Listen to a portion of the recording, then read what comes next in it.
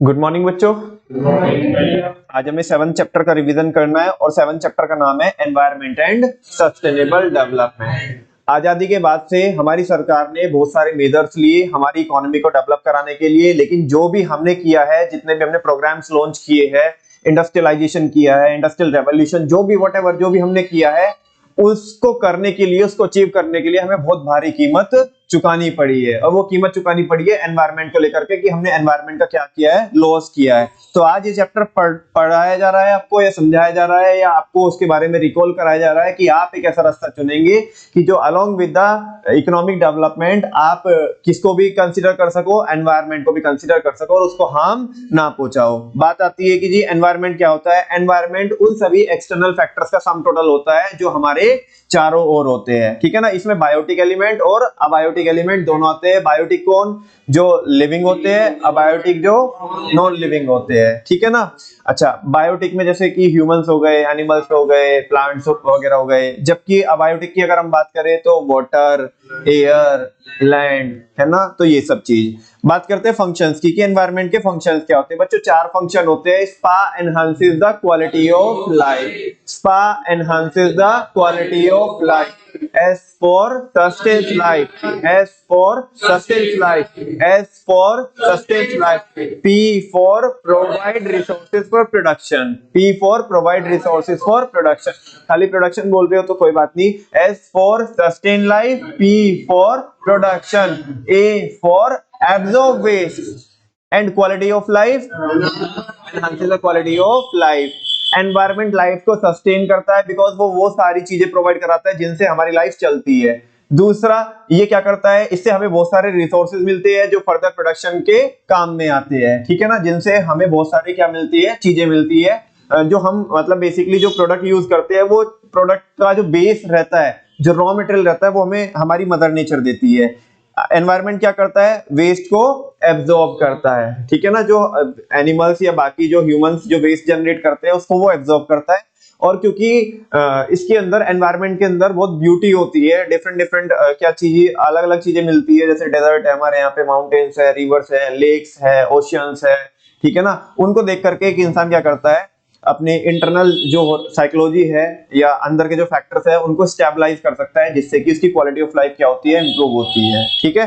Next है बच्चों carrying capacity of environment. Carrying capacity वो कैपेसिटी होती है जिसके अंदर रह करके एनवायरनमेंट अपने फंक्शंस को स्मूथली क्या कर सकता है, परफॉर्म कर सकता है। अगर वो कैपेसिटी को स्ट्रेच किया जाएगा, कॉम्प्रोमाइज किया जाएगा, तो अपने फंक्शन जो ऊपर 4 फंक्शन है वो परफॉर्म नहीं कर पाएगा। लाइफ को सस्टेन नहीं कर पाएगा, रिसोर्सेज नहीं देगा आपको, और वेस्ट को एब्जॉर्ब नहीं करेगा, और क्वालिटी ऑफ लाइफ को आपकी इंप्रूव नहीं करेगा, एनहांस नहीं करेगा। ये जो कैरिंग कैपेसिटी होती है एनवायरनमेंट की, 2 चीजों से मिलकर के बनती है कि जो रिसोर्सेज का जो एक्सट्रैक्शन रेट है वो रिसोर्सेज के रीजनरेशन रेट से कम होगा, तो ही एनवायरनमेंट की कैरिंग कैपेसिटी बनी रहेगी। दूसरा, जो आप वेस्ट जनरेट करते हो वो एनवायरनमेंट की एब्जॉर्प्टिव कैपेसिटी के अंदर होना चाहिए। किसके अंदर होना चाहिए? एब्जॉर्प्टिव कैपेसिटी के अंदर। क्योंकि एब्जॉर्प्टिव कैपेसिटी के अगर ऊपर जाएगा तो फिर वो फालतू जो वेस्ट रहेगा, कचरा रहेगा, वो उसको क्या नहीं कर पाएगा, एब्जॉर्ब नहीं कर पाएगा।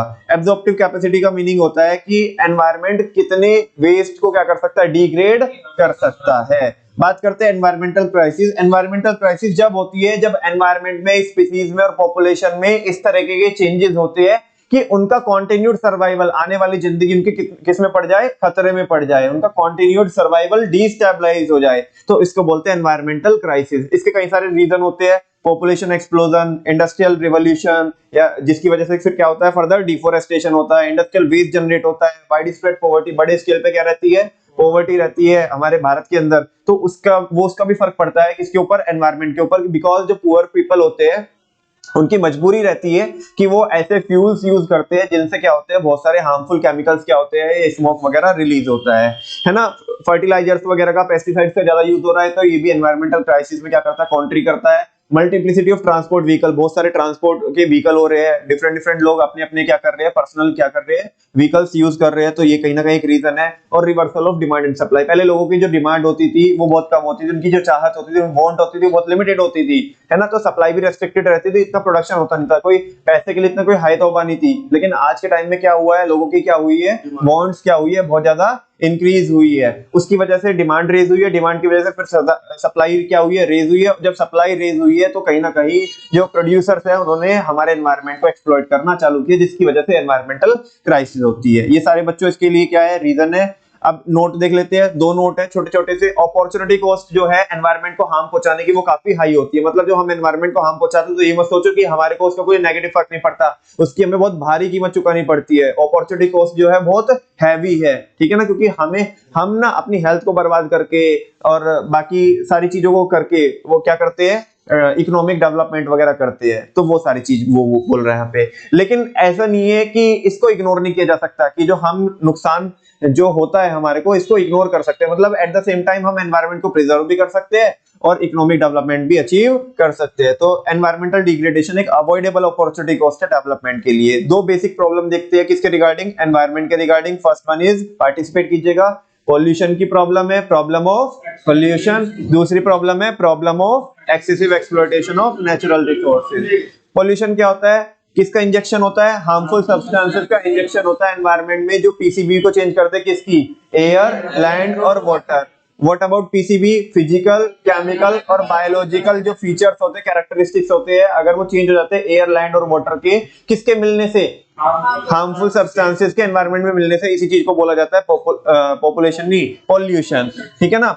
इससे क्या होता है, एनवायरनमेंट को डैमेज पहुंचता है। तीन तरह के पॉल्यूशन होते हैं, air pollution, water pollution, sound pollution, और भी होते हैं, हमारे सब्जेक्ट में केवल यही है। एयर पॉल्यूशन का में क्या रहता है कि जो हार्मफुल जो सब्सटेंसेस होते हैं, जो हार्मफुल जो क्या होते हैं सब्सटेंसेस, गैसेस वगैरह होती है, वो जो डिस्चार्ज होती है किसी के उसको, जैसे कोल हो गया, कोल को जलाने से, ठीक है ना, तो अब वो कंटामिनेशन होगा, वो जो हार्मफुल जो सब्सटेंस है उनका कंटामिनेशन किस में होगा, एयर में होगा।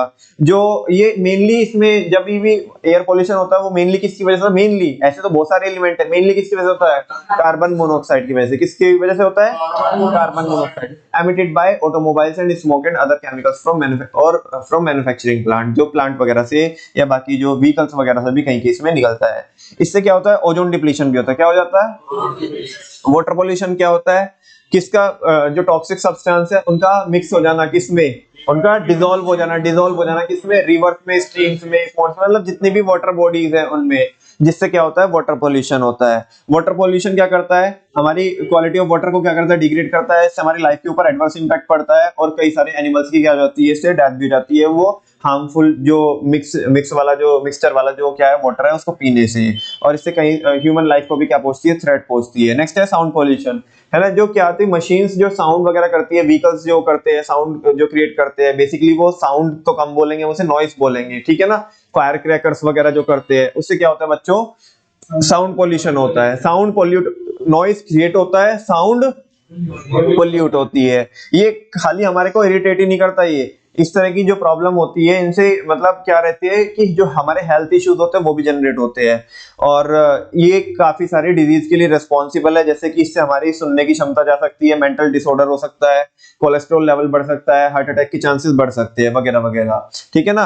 फिर 1974 में क्या किया था ना, गवर्नमेंट ने central pollution control board CPCB को एस्टैब्लिश किया था, किस कौन से मुद्दों को, कौन से मसलों को एड्रेस करने के लिए, water and air pollution India में। ये अभी तक हमने एक वो पढ़ी, प्रॉब्लम पढ़ी जहां पे हमने पोल्यूशन की बात की। दूसरी प्रॉब्लम है एनवायरनमेंट के regarding excessive exploitation of natural resources, जहां पे हम क्या कर रहे हैं, बहुत ज्यादा क्या कर रहे हैं, एक्सप्लॉइट कर रहे हैं अपने किसको, नेचुरल रिसोर्सेज को। उसमें पहला है बच्चों डिफोरेस्टेशन, पर्पसफुली क्या करना, फॉरेस्टेड लैंड को क्लियर करना, क्या रहता है, डिफोरेस्टेशन कहलाता है। देखो क्या होता है कि जो इंडस्ट्रीज होती है, इंडस्ट्रीज लगना हमारे लिए अच्छा है, एक मायने में अच्छा है, लेकिन दूसरे मायने में एनवायरनमेंट के कंटेक्स्ट से देखे तो बहुत बुरा भी है, क्योंकि इसमें क्या होता है, जो जितने भी फॉरेस्ट है वो सब खत्म कर दिए जाते हैं। ऐसा क्यों करते हैं, डिफोरेस्टेशन के कारण क्या है, क्योंकि एक तो डिमांड बढ़ रही है बहुत ज्यादा, इंडस्ट्रियलाइजेशन, इंडस्ट्रीज लग रही है, पॉपुलेशन बढ़ते जा रही है, बड़े बड़े क्या लग रहे हैं, रिवर प्रोजेक्ट लग रहे हैं, तो इनकी वजह से। नेक्स्ट है बच्चों लैंड डिग्रेडेशन, जब मिट्टी अपनी फर्टिलिटी खो देती है ना, या प्रोडक्टिविटी खो देती है बहुत सारे फैक्टर्स की वजह से, जैसे कि केमिकल फर्टिलाइजर के यूज की वजह से, पेस्टिसाइड की वजह से, टॉक्सिक सब्सटेंस को उधर लैंडफिल करने से, है ना, डंपिंग करने से, किसमें, तो वो क्या रहता है, उसकी वजह से क्या होता है, लैंड हमारी डिग्रेड हो जाती है। और भी रीजन रहते हैं इसके, जैसे ओवर ग्रेजिंग हो गया, है ना, इम्प्रॉपर क्रॉप रोटेशन, हम क्रॉप को रोटेट नहीं करा रहे हैं, तो वगैरह वगैरह। डिग्रेडेशन से बच्चों क्या हो सकता है, सोइल इरोजन, मिट्टी का कटाव हो सकता है, इससे क्वालिटी ऑफ लैंड क्या होती है, कम होती है, और ये अनफिट हो जाती है किसके लिए, एग्रीकल्चर के लिए और प्लांटेशन के लिए। फिर हम इस पे बैरन लैंड पे क्या नहीं कर सकते, खेती नहीं कर सकते। नेक्स्ट है बच्चों ग्लोबल वार्मिंग। ग्लोबल वार्मिंग क्या है, अर्थ का क्या होना, एवरेज टेम्परेचर क्या होना, बढ़ना, ठीक है ना, जिससे क्या रहता है कि सॉरी, हाँ मैं क्या बोल रहा हूँ कि अर्थ का जो एवरेज टेम्परेचर है वो क्या होना, बढ़ना, या ओशियंस का जो टेम्परेचर है वो बढ़ना, इसी को क्या बोलते हैं, ग्लोबल वार्मिंग बोलते हैं। ग्लोबल वार्मिंग किसकी वजह से होती है, कार्बन डाइऑक्साइड की वजह से, कोल के बर्निंग की वजह से, डिफोरेस्टेशन की वजह से, या किसके एमिटेंस की वजह से, क्लोरोफ्लोरोकार्बन्स की, सीएफसी की वजह से, ठीक है ना। इसका जो इम्पैक्ट पड़ता है ग्लोबल वार्मिंग का वो वर्ल्ड वाइड पड़ता है। इससे क्या होता है, हमारे जो ओशियंस है, ग्लेशियर है खासकर, है ना, उनका क्या होता है, टेम्परेचर बढ़ता है तो वाटर लेवल क्या होता है, बढ़ता है। जो वाटर लेवल अपने आप बढ़ना क्या है, काफी बहुत ज्यादा दिक्कत वाली बात है ना। हार्मफुल मतलब ऐसे नहीं, ऐसे हार्मफुल नहीं बोल सकते, लेकिन दिक्कत वाली बात है आने वाली जनरेशंस के लिए। वाटर लेवल बढ़ेगा तो बाकी अगर वाटर ही वाटर रहेगा तो फिर इंसानों की जगह नहीं होगी फिर, ठीक है ना।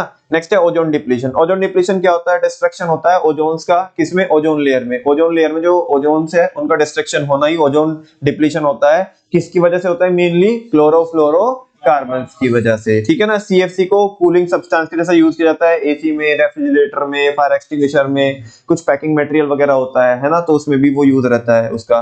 और ये क्या करता है, जब डिप्लीशन होता है ओजोन लेयर का, तो उससे क्या होता है, जो यूवी रेज होती है वो इनडायरेक्टली नहीं आती, वो डायरेक्टली आती है। ओजोन क्या करते हैं, ओजोन तो उनको रिफाइन करके, फिल्टर करके इधर अर्थ पे क्या करते हैं, पास ऑन करते हैं। अगर उनका डिस्ट्रक्शन होगा तो वो यूवी रेज डायरेक्टली आएगी, जिससे कि क्या हो सकता है, स्किन कैंसर हो सकता है। क्या हो सकता है, स्किन कैंसर हो सकता है ना। भारत के लोगों को थोड़ा ऐसा भी रह सकता है कि थोड़ा कम फर्क पड़े, लेकिन वो अंग्रेजों को बहुत फर्क पड़ता है। बिकॉज अपन लोगों की जो क्या रहती है, स्किन रहती है, वो थोड़ा ऐसा सुटेबल रहती है कि हम वो गर्मी झेल सकते हैं, है ना। वो रहते ठंडे इलाके में, वो झेल नहीं सकते, उनको तो सबसे पहले प्रॉब्लम होगी। उनकी जो स्किन है बहुत सेंसिटिव है, तो उनको तो बड़ी प्रॉब्लम रहती है, ठीक है। खैर, मॉन्ट्रियल प्रोटोकॉल बच्चों, इसको टैकल करने के लिए क्या बनाई गई, मतलब एक ऐसी ग्रुपिंग, एक ट्रीटी साइन की गई। क्या की गई, ट्रीटी साइन की गई, जहां पे सारी कंट्रीज ने आकर के क्या किया है, ये बोला है कि हाँ जी, ये सीएफसी के हम एमिशन को क्या करेंगे, जो इसका यूसेज होता है, इसका प्रोडक्शन, इवन इसका कंजप्शन क्या करेंगे, बंद करेंगे। से यस और नो। इसमें काफी सारे टारगेट्स लिए गए, 2013 तक भी टारगेट्स लिए गए, 2047 तक भी, उसके ऊपर भी, है ना, कि इतना ये कर देंगे, इतना वो कर देंगे। लेकिन हमने कल भी ये चर्चा की थी बच्चों की, ठीक है, हाँ, लेकिन जो ग्राउंड रियलिटी है वो कुछ और ही होता है ना। ऑन पेपर कुछ और होता है, ग्राउंड रियलिटी कुछ और ही होती है। नो डाउट कि उससे क्या रहा कि ये बनाने का कुछ ना कुछ तो क्या रहेगा, फर्क रहेगा, लेकिन फिर भी चीजें क्या होती है, जैसे सीएफसी का यूज मार्केट में होता है, ठीक है, बहुत अच्छे से हम उसे क्या नहीं कर पा रहे, इम्प्लीमेंट नहीं कर पा रहे हैं। तो ये वही चीज है बच्चों, सारी चीजें यहाँ पे लिखी है। मैं एक बार ये पढ़ देता हूँ, बेसिक तो मैंने आपको बता ही दिया, ये वाला और आपको बता देता हूँ कि जो मॉन्ट्रियल प्रोटोकॉल है ये एक हिस्टोरिकल ट्रीटी है। हिस्टोरिकल क्यों, क्योंकि बेटा आमतौर पर ऐसा रहता है कि अपनी बात मनवाना, वो भी बहुत सारे लोगों से, ये बहुत इजी टास्क नहीं है। एक पॉइंट पे सारे लोगों को म्यूचुअली क्या कराना, एग्री कराना, बहुत डिफिकल्ट टास्क है। तो यूएन जो यूनाइटेड नेशन के अंदर जितनी भी मेंबर कंट्रीज है, यहाँ पे एक लोग की बात नहीं हो रही कि इस इंसान को मनाना है हमें, यहाँ पे कंट्रीज की बात हो रही है, जहाँ पे सबके अपने अपने क्या रहते हैं, मोटिव रहते हैं। तो सबको एक सिरे से, एक नाके में निकालना बहुत बड़ा, मतलब दैट्स व्हाई बोल रहे हैं हिस्टोरिकल ट्रीटी है, ठीक है ना। तो इसमें क्या किया गया है कि जो मेंबर थे यूएन के, उन्होंने क्या किया, कसम खाई कि हम क्या करेंगे, ओजोन लेयर को प्रोटेक्ट करेंगे, किसके यूज को खत्म करके, किसको उखाड़ फेंकेंगे, हम सीएफसी को उखाड़ फेंकेंगे, which is suppose to be the main reason for ozone depletion. जो मेन रीजन माना जाता है किसका, ओजोन डिप्लीशन का। कल त्यागी जी बात कर रहे थे कि कुछ रहता है हमारे पास ऑल्टरनेटिव भी है ना। मैंने चेक किया जा करके, हमारे पास रहता है हाइड्रोक्लोरोकार्बन रहता है, हाइड्रोफ्लोरोकार्बन और हाइड्रोक्लोरोफ्लोरोकार्बन। लेकिन हाँ, उसमें भी क्या है ना कि अभी उसमें भी क्या है ना, वो वही वाली बात है कि जैसे हमने सीएनजी के बारे में बोली कि आज के टाइम में वो बेहतर है, हाँ, जो कम बुरा है, वो अच्छा है जो कम बुरा है। अगर सीएफसी के कंपैरिजन में देखोगे तो हाइड्रोक्लोरोफ्लोरोकार्बन या हाइड्रोफ्लोरोकार्बन, ठीक है ना, वो क्या रहता है, कम नुकसानदायक रहता है ना। तो वो एक ऑल्टरनेटिव सब्स्टिट्यूट है, लेकिन अभी इन्होंने इसमें क्या किया है, मॉन्ट्रियल प्रोटोकॉल में कुछ और जो इन्होंने ट्रीटी साइन की है, जो और भी इन्होंने इसमें आगे जो फर्दर इंप्रूवमेंट किए, उसमें 2047 तक क्या करने का इन्होंने कसम खाई है कि हम हाइड्रोफ्लोरोकार्बन और हाइड्रोक्लोरोफ्लोरोकार्बन के यूज को भी क्या करेंगे, खत्म करेंगे। ठीक है ना, तो वो चीज है। नेक्स्ट है बच्चों, ये सारी चीजें मैं बता ही चुका हूं आपको कि इन्होंने क्या किया, 2013 तक ऐसा बोला था कि हम क्या कर देंगे, खत्म कर देंगे। और मॉन्ट्रियल प्रोटोकॉल से क्या हुआ है, सीएफसी का जो यूज है काफी कम हुआ है, और जिससे ओजोन रिकवरी में क्या मिली है, हमें हेल्प मिली है।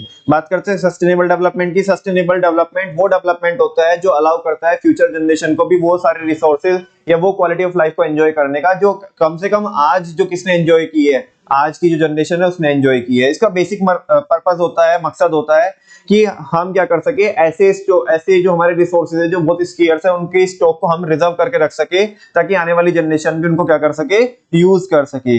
और ये जो सस्टेनेबिलिटी की जो टर्म होती है बच्चों, बैलेंस क्रिएट करके चलती है किसके बीच में, इकोनॉमिक ग्रोथ के बीच में और एनवायरनमेंट के बीच में। ठीक है ना, दोनों को एक साथ लेके चलती है। और इकोनॉमिस्ट ये बोलते हैं कि एक पाथ सस्टेनेबल जब होगा, एक डेवलपमेंट का पास सस्टेनेबल जब होगा जब हमारे जो ओवरऑल जो एसेट्स है, जो रिसोर्सेज है, वो या तो हमारे उतने ही रहे या आने वाले टाइम में वो क्या हो, इंक्रीज हो, तो सस्टेनेबल है। अगर रिसोर्सेज कम हो रहे तो फिर वो सस्टेनेबल तरीका नहीं है। और इससे केवल आज की जनरेशन को ही फायदा नहीं मिलेगा, आने वाली जनरेशन को भी फायदा मिलेगा। आने वाली जनरेशन को वो क्वालिटी ऑफ लाइफ एंजॉय करने का मौका मिलेगा, और आज वाली जो जनरेशन है वो जो नेगेटिव कॉन्सिक्वेंसेज होते हैं एनवायरनमेंट को हार्म पहुंचाने के, उनसे वो बच सकती है। तो ये चीज है। एनवायरनमेंट को बच्चे लोगों को कैसे सेव कर सकते हैं, सोशल अवेयरनेस, मार्केट में क्या करा करके, सोसाइटी में क्या करके, अवेयरनेस डाल करके, लोगों को अवेयर करके।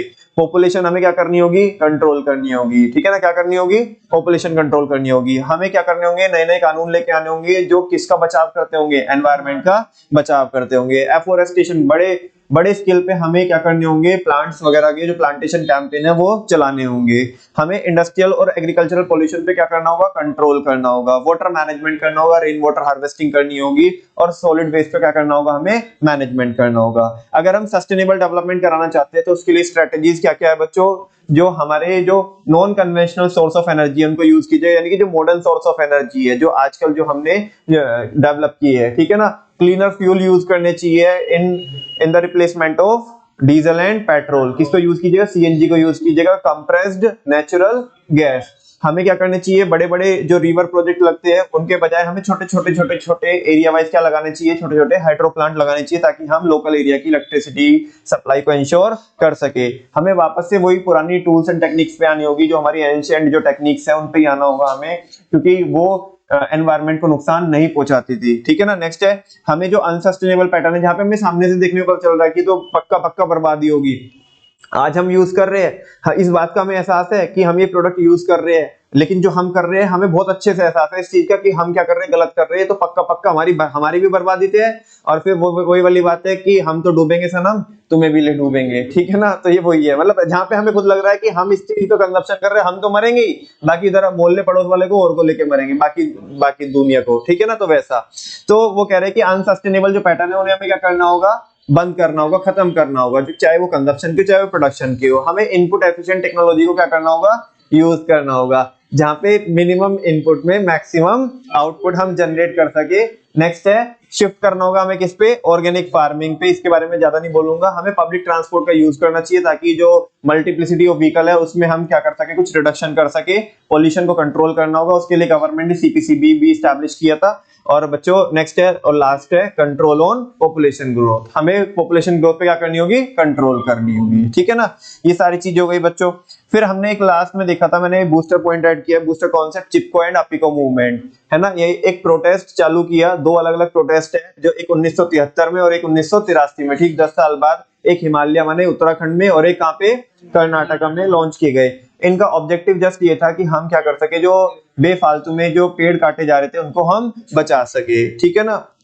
और ये सितंबर 1983 में उन्होंने बताया कि जो सलकानी फॉरेस्ट थे, जो सिरसी डिस्ट्रिक्ट के आसपास का जो एरिया था सलकानी फॉरेस्ट, वहां पे लोग गए, पहुंचे और उन्होंने 12,000 ट्रीज को बेफालतू में कटने से बचाया, ठीक है ना, वो उनको लिपट गए, ठीक है, ताकि जो ऑफिशियल्स थे और बाकी जो कॉन्ट्रैक्टर थे वो उनको ये बता सके कि नहीं, अगर तुम्हें नहीं काटना है तो पहले हमारे को काटो, ठीक है ना, फिर हम इनको आज तक नहीं आने देंगे।